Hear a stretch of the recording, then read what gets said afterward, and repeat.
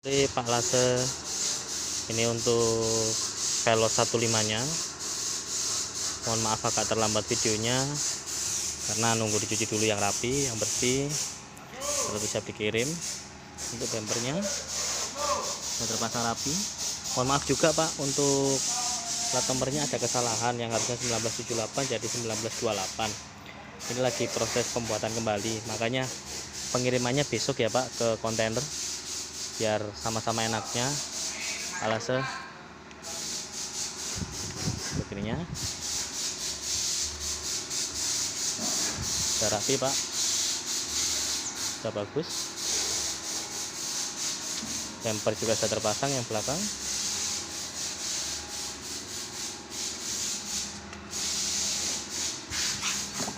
Mantap, sudah rapi ya. Besok pagi tinggal kita kirim ke depo kontainernya dan segera berangkat.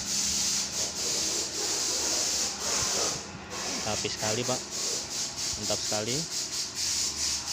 Sip. Ditunggu ya Pak Lase, mobilnya di biak biar sip lagi. Terima kasih, selamat sore.